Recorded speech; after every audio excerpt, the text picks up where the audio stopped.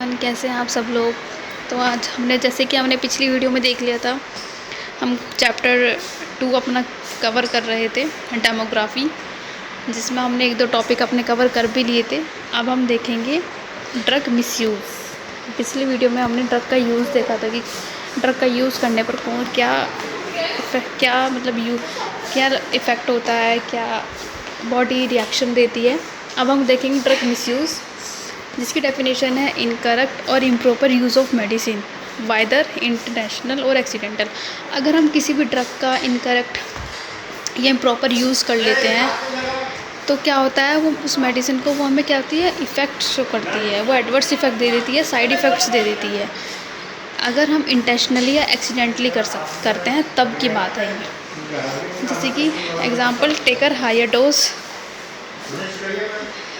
Example में जैसे कि किसी डॉक्टर ने आपको प्रिस्क्राइब करी है ड्रग और वो हमने हाई डोज में खा लिए, तो तब क्या हो सकता है, तब हमारी ड्रग उसको नुकसान पहुंचा सकती है, साइड इफ़ेक्ट्स दे सकती है। इसको ही ड्रग मिसयूज़ कहते हैं। Using someone else medication.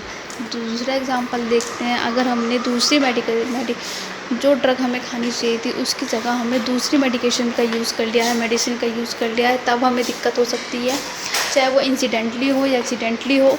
Stopping a medicine too early, हमें जल्दी मेडिसिन खाने से रोकना होगा, हम जल्दी नहीं खाएंगे, मतलब थोड़ा अगर हमने खाना खाया है तो हम उसके कुछ टाइम बाद ही खाएंगे।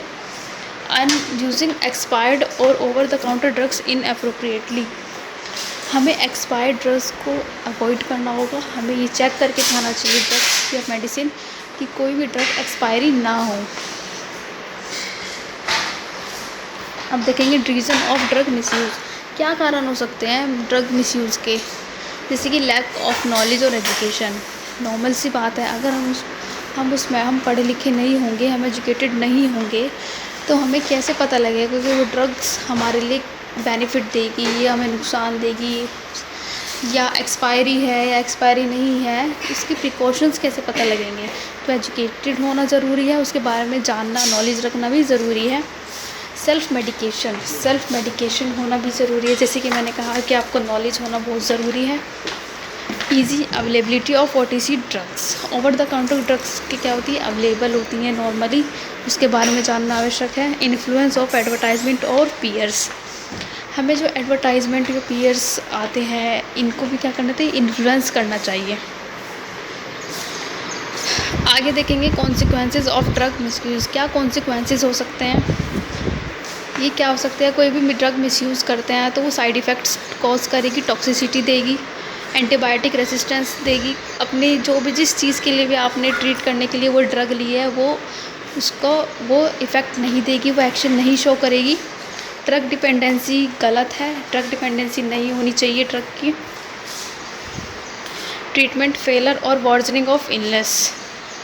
ट्रीटमेंट क्या होते हैं, अगर कोई भी हम ट्रीटमेंट कर रहे हैं ड्रग का, तो वो ट्रीटमेंट फेल नहीं होना चाहिए। और ट्रीटमेंट फेल कब होगा, जब हमें उस ड्रग के बारे में नॉलेज नहीं होगी, जब हम ड्रग का मिसयूज़ करेंगे। इन सब चीज़ों के चलते अब हम ये देखेंगे कि इन सब में फार्मासिस्ट का रोल क्या है। फार्मासिस्ट क्या रोल प्ले करता है, educating patient about correct drug use. Pharmacist का रोल ये होता है कि वो हमें ये बताता है कि हमें कोई भी ड्रग यूज़ करनी है तो वो किस तरीके से करनी है, वो हमें इसके बारे में एजुकेट करेगा। Counselling about side effects, counselling देगा हमें साइड इफ़ेक्ट्स के बारे में, और प्रॉपर स्टोरेज देगा कि इस ड्रग को हमें कैसे स्टोर करके रखना है, साइड इफ़ेक्ट्स क्या क्या हो सकते हैं।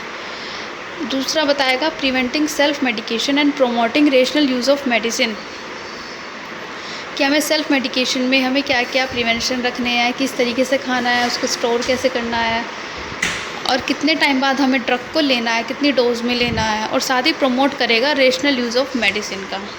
तो स्टूडेंट्स, आज का चैप्टर यहीं पे ख़त्म होता है, बाकी अब मिलते हैं नेक्स्ट वीडियो में।